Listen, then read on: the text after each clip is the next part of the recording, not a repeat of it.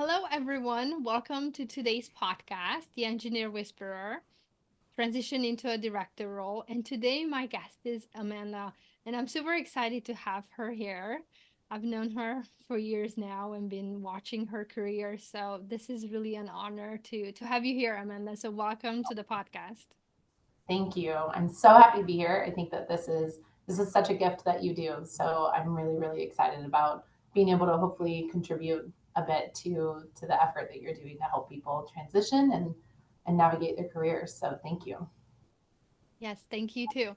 Well, let's get started. Tell us a little bit about you. Oh, well, I started, I always like to start just at the basics and at the roots. So I started at the Boeing company as a mechanic. And while maybe some people would probably say that, I wasn't the greatest mechanic, but I still got to experience and learn what that was like and appreciate what it's like to be on the floor.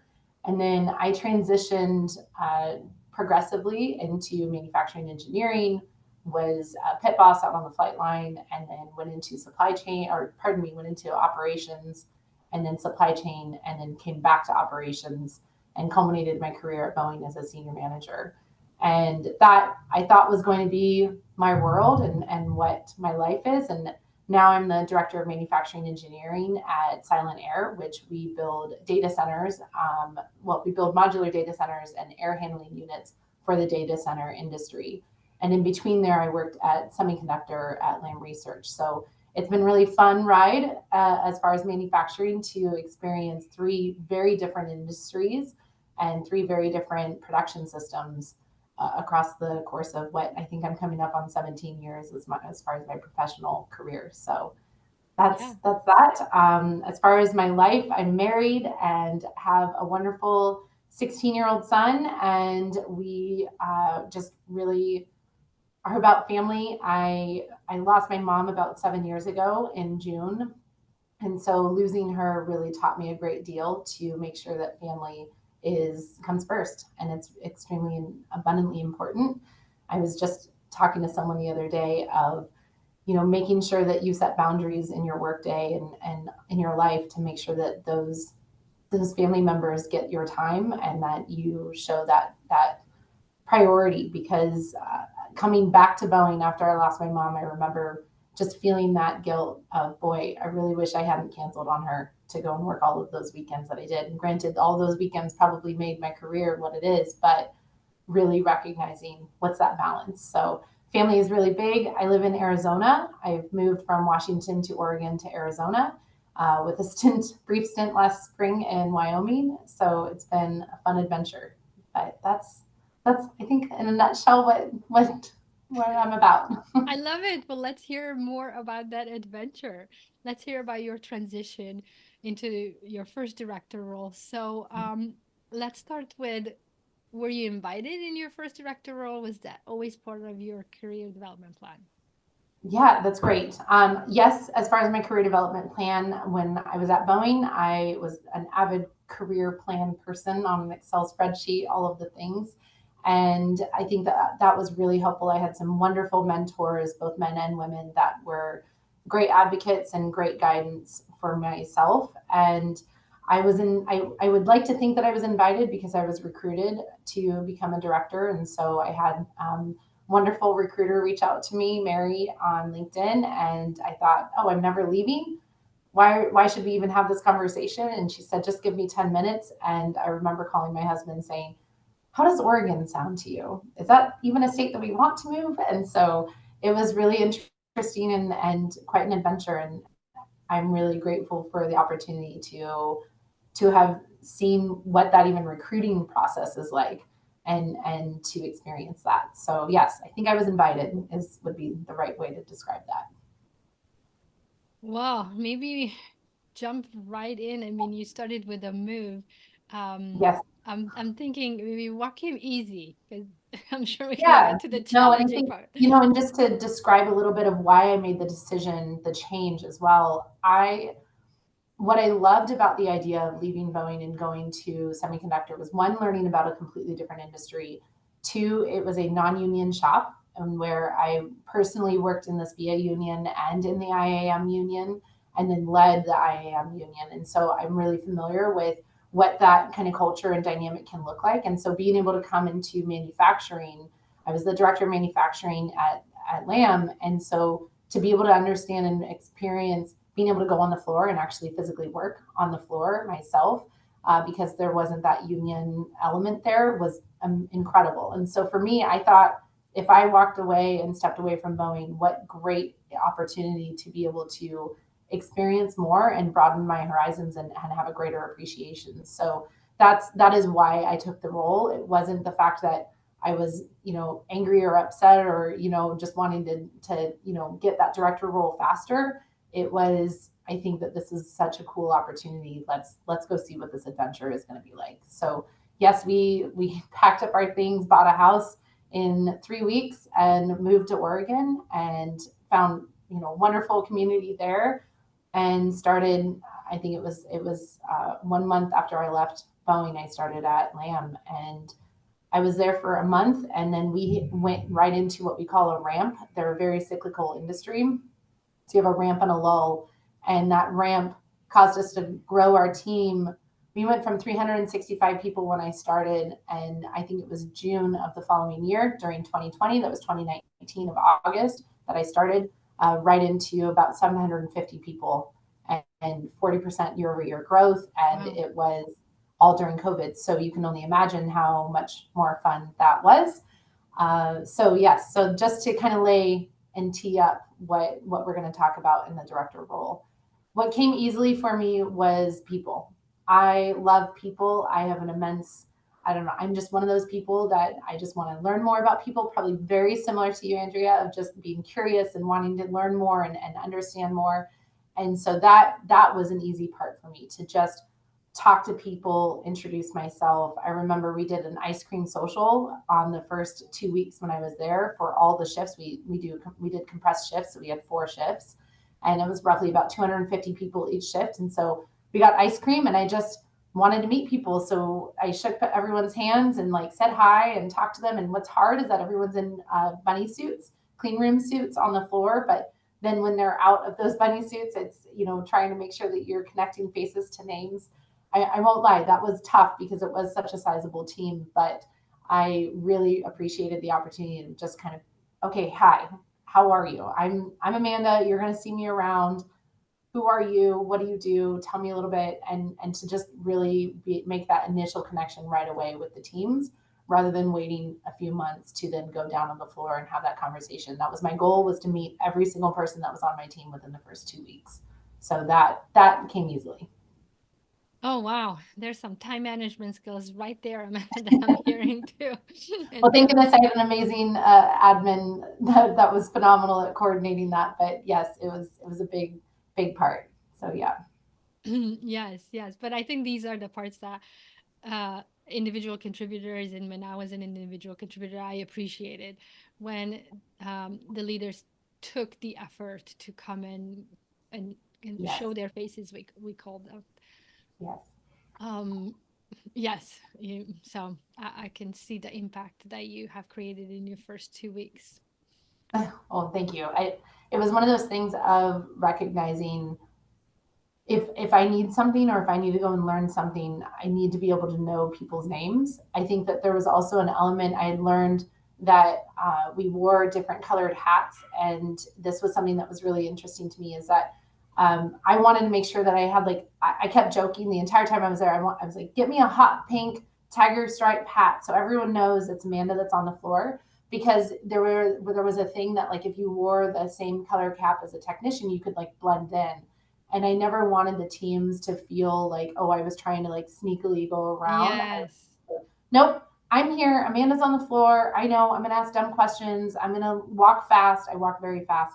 And I'm going to, come in and poke around.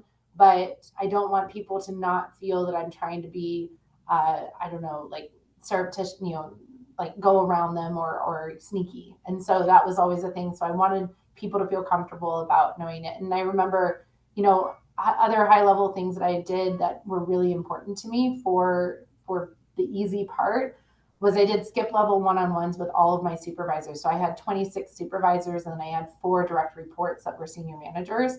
And I did those skip level one-on-ones once a week. It was for an hour with each of the supervisors. So it worked out to where I met up with them twice a year, is essentially what we were able to figure out and navigate. Mhm. And I learned so much by doing that and just asking them questions.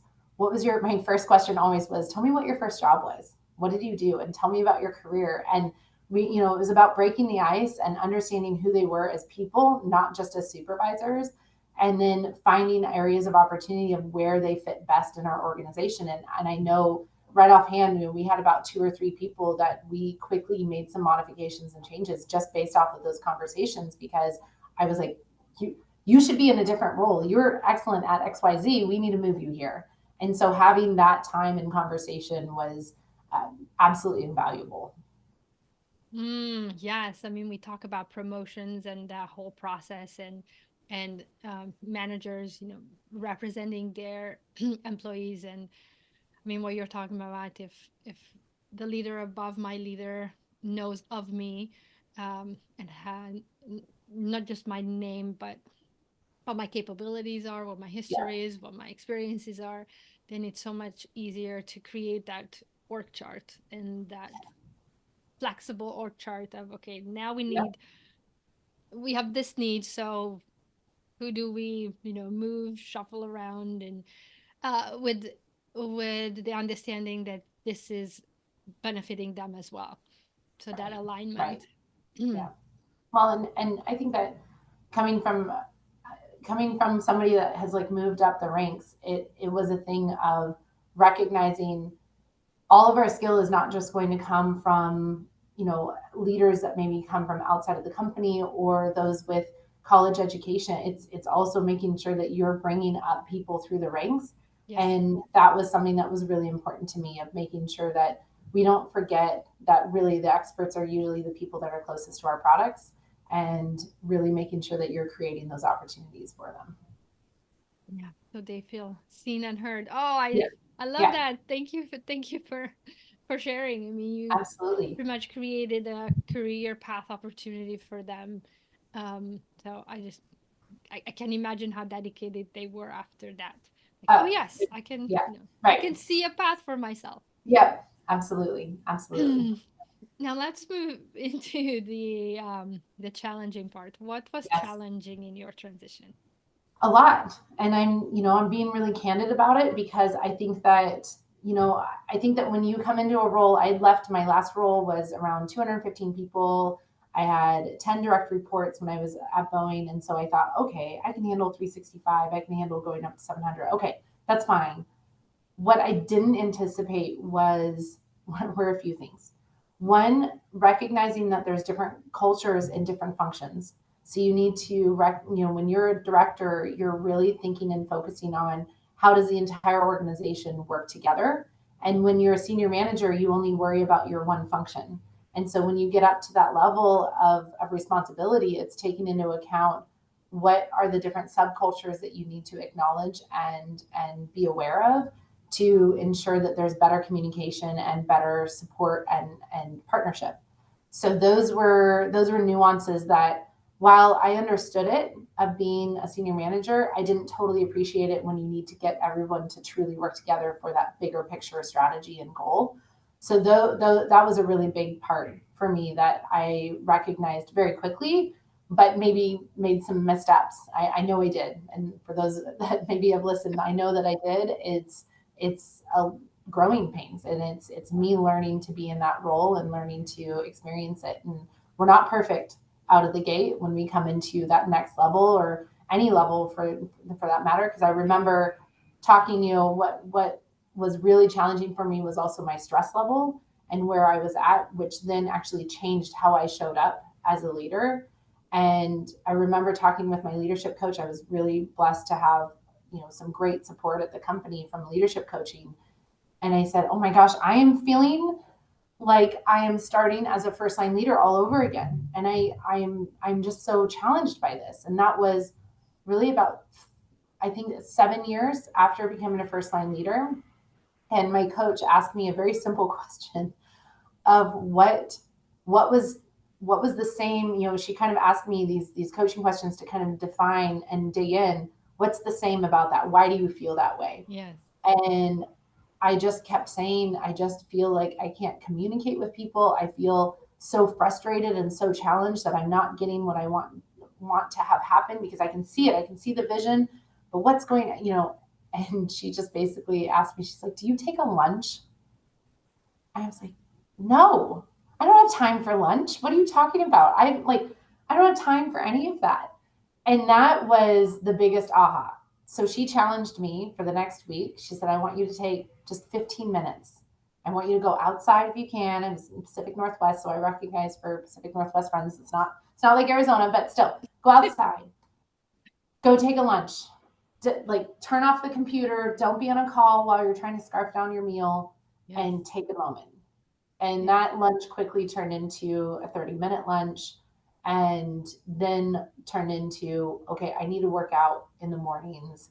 I need to be doing something else in the evenings that's more. So I ended up like buying a Jeep so I could do like some modifications on my Jeep at home. That was a project on the weekend for me to do, because I needed something that wasn't email, PowerPoints, and spreadsheets, and or being on the shop floor stressing of, are we going to get something delivered on time? Yes.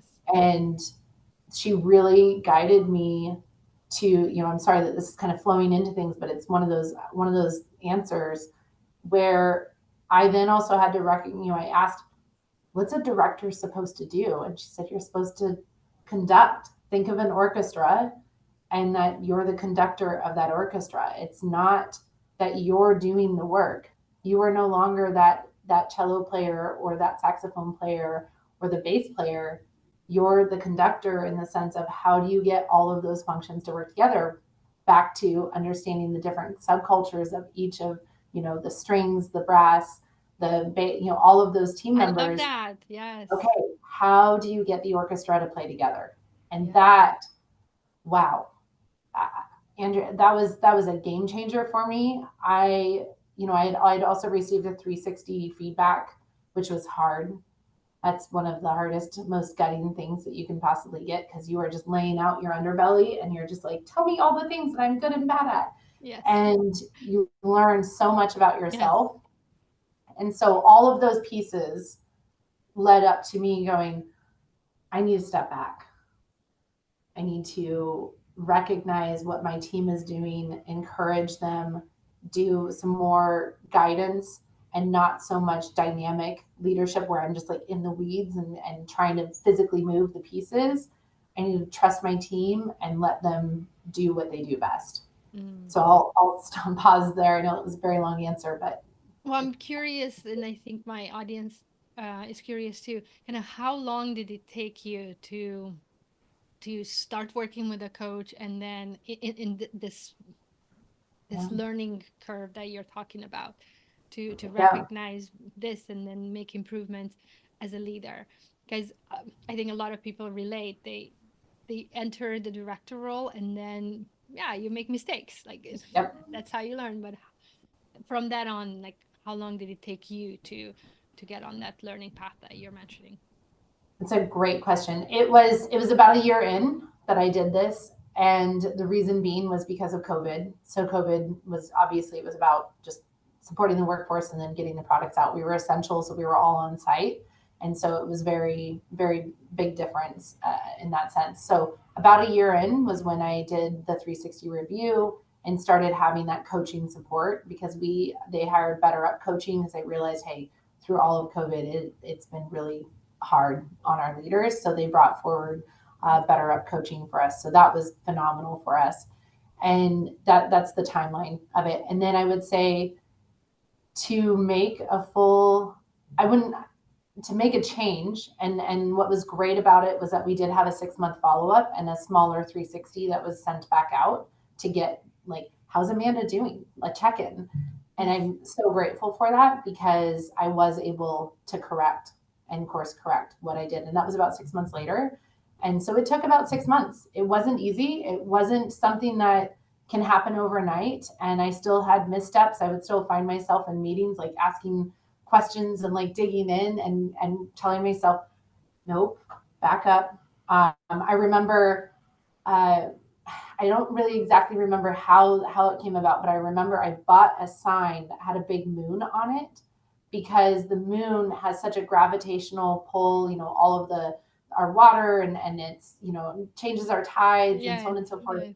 And it was a visual reminder. I had it up on my desk. It was a visual reminder for me to not be dynamic like the sun of like I'm going to affect you, of like more gravitational of hey, I'm going to guide some things and I'm going to ask you to go in this route, but I'm not going to tell you exactly how you need to be doing it. And that was the big one of the things that I did. So it's just that's how silly it would get, but it was just something that I needed to keep continually reminding myself to be conscious of how I was showing up. Yes. I love it. I encourage my clients all the time to create anchors. We call them anchors, that reminders, visual reminders of something that's important, or Yeah. behavior or behavior change, change awareness, and so forth. So I love the moon one. I haven't heard that one yet. I'm like, where is it? I want to see it. Oh, I have it. I know I have it, but it's like I feel a lot calmer these days. So it's like yeah. And it was like a 2020 calendar, 2021 calendar. So I was like, okay, I'm not going to bring that back out. People are Uh, going to wonder, why do you still have a 2021 calendar in oh, here? I see. So Okay, yeah, okay, okay. So it has more. Okay, I thought it was yeah, just a picture of the moon. Okay, yeah. got it, got it. But I love it. I love it that you still have it and then you're Oh talking about yes, it. 'Cause absolutely. I Yes, think that that's the super cool. Thanks for sharing. It's the work continues. The work will take a yes. while. So let's bust that myth that, in 3 weeks, Oh my gosh, you're no gonna way. just become the perfect leader. It takes work, it takes commitment, Yes, it takes effort, but it's super fun because, as you mentioned, you gain this awareness where you can self correct, that you can then create these new habits and notice the old ones and then be able to choose. So it's a little bit of, you give yourself that button of I call it get out of the autopilot. So yes, and yeah. then Old habits creep in, right? in the Yeah, default mode, yes. So yes. creating And that you know, empowerment with the choice.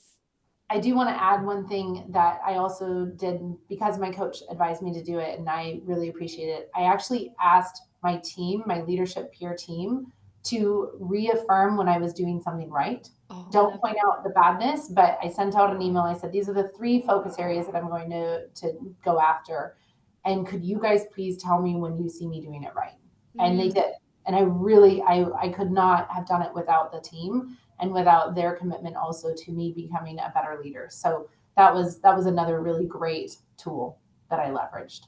Oh, thanks for sharing. Yes, yes. Use the power of the community, your team, Yes. to get Oh my better. gosh. Yes. Great example. Um, well, Amanda, so what happened next in your transition? Yeah. Um, So I think that, as far as making that shift, it was then a little bit hard and cool, but about, after that 6 month point when I received the 6 month follow up, right then I had the opportunity to transition into order fulfillment. So it was production planning, capacity planning, and it was into our new product introduction team. So that was really wonderful. Loved that. Had a lot of great lessons learned there as well. I, found myself, there wasn't a rule book to do my job.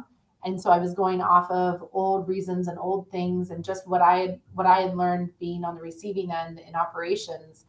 And I even had a point where that wasn't great. I ended up hurting one of my relationships with one of my peers and had some really great feedback from her. And we had an awesome heart to heart conversation. And I realized, hey, I'm not showing up as a partner for you. And that's not okay.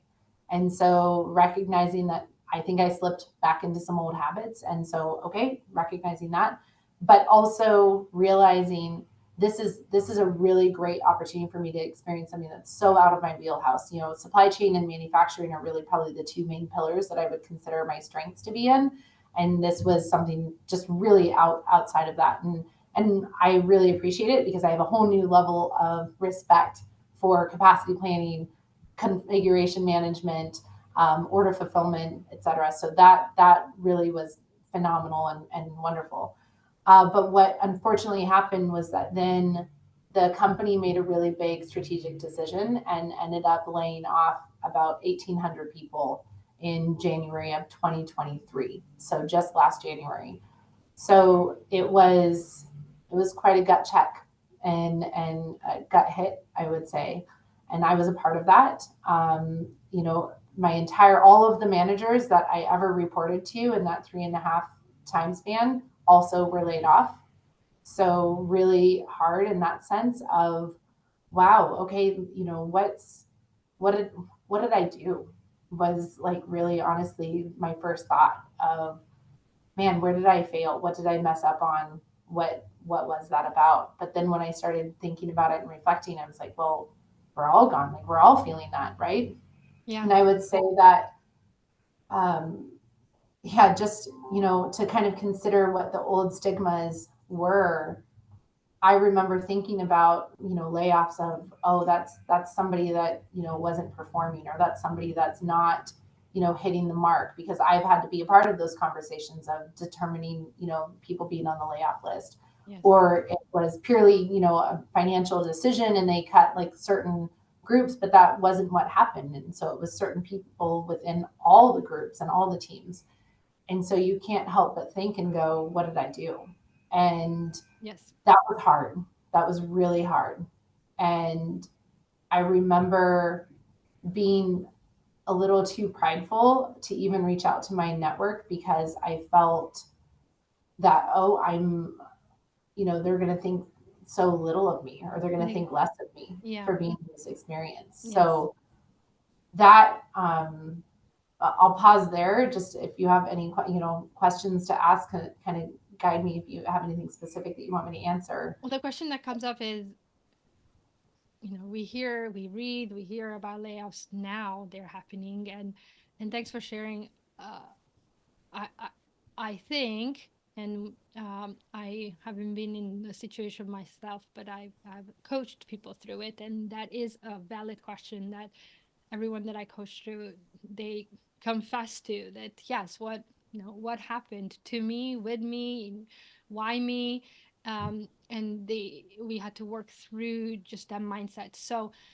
my question to you is, how did you work through the mindset of, I'm not good enough, it's my Yeah. fault, to then move on, and then I know what happened next, and Yes. to then get out of it, because you have to get out of that mindset in Yes. order to then get back into the workplace, to be able to sit in front of a hiring manager and be ready to get interviewed for a job. Yes. So Absolutely. tell I us think about that. no, that's a really great question. One thing that I'd say is I think that layoffs are a heck of a lot more prevalent nowadays than they were when I was growing up. And I remember layoffs, my dad family at Boeing, it would be massive and it would happen every 3 to 4 years. But now it feels like it's every month that we hear Yes. another big company hitting layoffs. So one, because of that, I'm recognized, I took that to heart and going, okay, this is like this is a whole new world that we're in as far as layoffs, and companies are using that as a lever for cash, positive, to be able to make better decisions as far Yes. as strategy of where they're going as a business.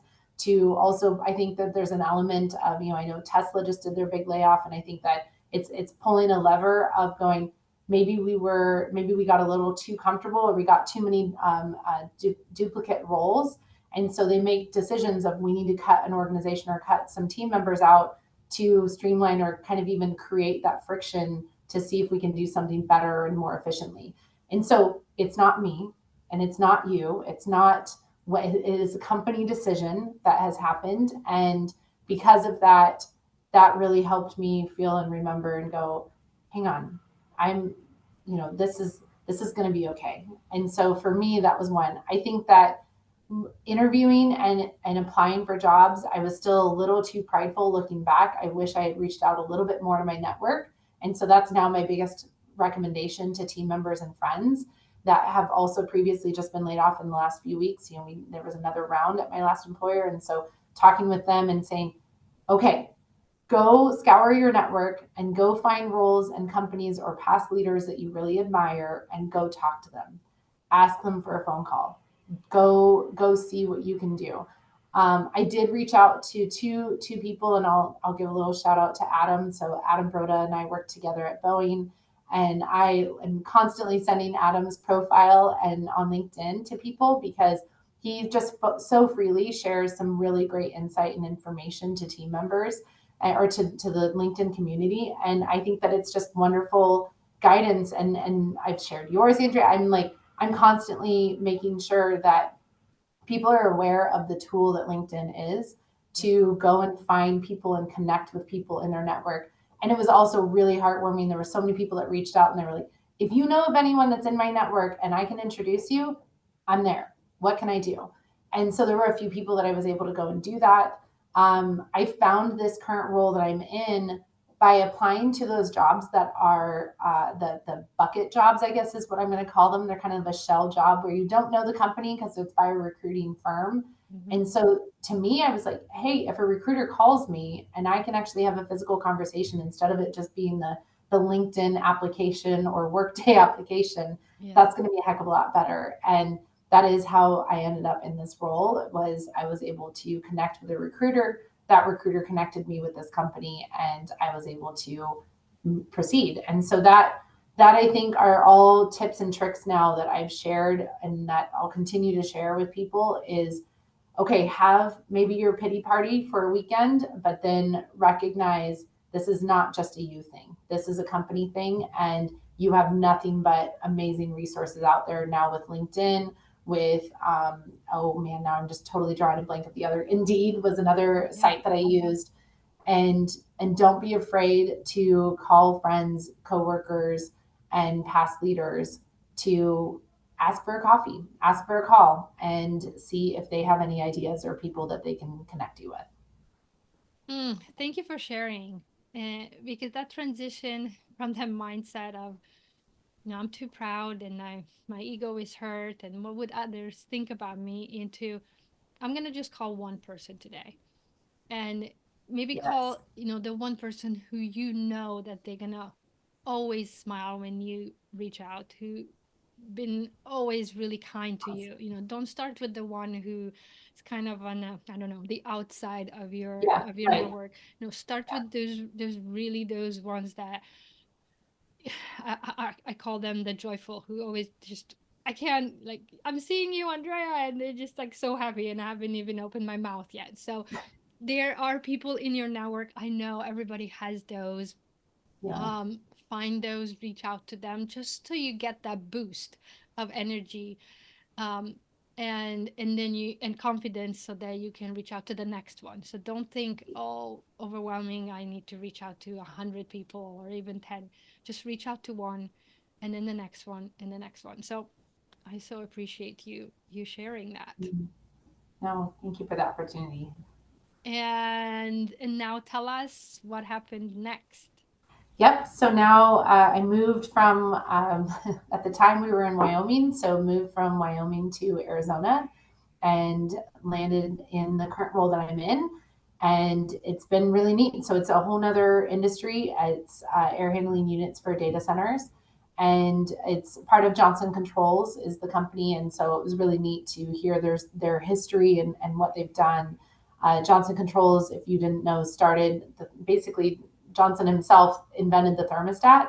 And so they're a big portfolio company, and we're a part of the data center solutions aspect of the company. And so it's just been really fascinating to come into a production system that we have raw sheet aluminum, we stamp it, we bend it, we weld it, and we fully assemble it. That's hopefully it hasn't picked up on the microphone, but if it has, that's because I have a serious manufacturing factory right behind me through these walls, and we're building the units and sending them out to our big customers as far as data centers. So it's really fascinating and has been really intriguing to be on this end of how the internet, it's the unofficial motto that I've heard people say of we cool the internet. So it's kind of neat to see what's on the back end of making sure that we're able to do calls like this and that we're able to connect with so many people around the world. What was a surprising element of this transition for you, if anything? Mm, that's great. I I think that one is because we have been in the process of doing integration with our parent company. And so, probably the biggest surprise is just having two email accounts and Outlook accounts and all of the different navigation that that took. And then also having, so I was brought on as the global leader. So I had team in Ireland, team in Edmonton, Canada, and team here in Phoenix. And then within the first month, a shift happened. So now I'm just responsible for Canada and Phoenix. And so then being responsible for two of those teams and bringing those teams together. So that's been a real big thing that I love doing. I started that even when I was in manufacturing at Lamb. I call them monthly town halls and still have carried that on. So we do a monthly town hall where we have Ireland, Edmonton, and Phoenix come together and they share what they've done as a continuous improvement effort and project. And then I have usually a guest speaker that comes in from a different function. So supply chain, we've had quality, we've had safety, we've had our just leadership team come in to share a bit of what they're doing as an organization and how manufacturing engineering can support them. So that my whole goal is to broaden their network and have their understanding of who the people are in our company or even outside of Silent Air, specifically even just Johnson Controls, so that they know you have a wealth of resources at your fingertips. And that's been really fun. It's been a blast to see what the teams develop and how even then we're going, oh, Canada, I want that information because we're going to do that here in Phoenix. So that's just been a blast. I love that. I think that time zones I'm used to, so that wasn't too much of a big surprise of managing that.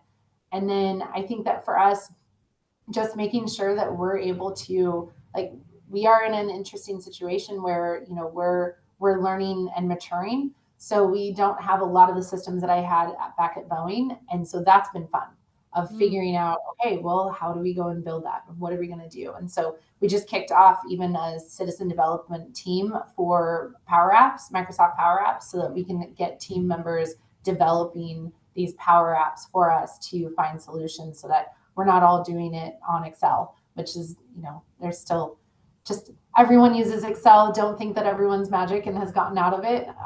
But, if we can maybe take a few of those sheets out of our daily business, that would be great. Mm-hmm. Yeah, I can hear some orchestrating. Uh, Thank you. because you talked about, Very true. You're right. being being yeah, the conductor. So I can hear that a little bit. Amanda, so what was maybe as we're getting close to our closing, Yes. what was one mindset shift that you had to make shift into in all these transitions Mm, that stands out for you? that's a really great question. And I think that it really does come back to recognizing and being very mindful of how I'm showing up. I remember when I first got to Lamb, I didn't understand. I was like, I even asked my admin, I'm like, why are so many people coming to talk to me? Like, I'm not special. I don't understand. And she's like, well, you're so, like, you smile. People want to, like, talk to you. Like, there's maybe a welcoming element. And she's like, I don't know, but people, want to come and talk to you. And I was like, I don't know. I was just like so genuinely surprised by that. And I feel that that's been something that I really love too, because now I just get to be, eyes and ears for our team members. And then having the recognition that it's my responsibility to speak on their behalf. So that was another point where I think that as a senior manager or as a first line leader, you also recognize, like, hey, I don't make those big decisions. That's few, I think we've all heard that of, like, that's a few pay levels above me. Yes, yes. And now I'm not above me. Yeah, And I so know. it's like, okay, this is on me. I need to speak up. And so, we just had a really great exec visit this last week. And I asked directly of one of our leaders, what feedback do you have for me? And what could I have done better to express some of these things that we're trying to go and change and make modifications to? How could I have communicated that better? Because that's my job, is to support, break down walls, drive help needed for the team to make sure that they are supported. Because honestly, at the end of the day, it's the team that I'm literally here to support them. That is Yeah. it. And I'm not here to do anything else other than what do you need? How can I help you? Yeah. And so getting that courage and that comfort level of speaking up and saying, no, that's not how things are. This is what we need to do. Or I don't agree with that process. What, I'm willing to jump in. I want to jump in, but stating that, hey, we need to look at things a different way.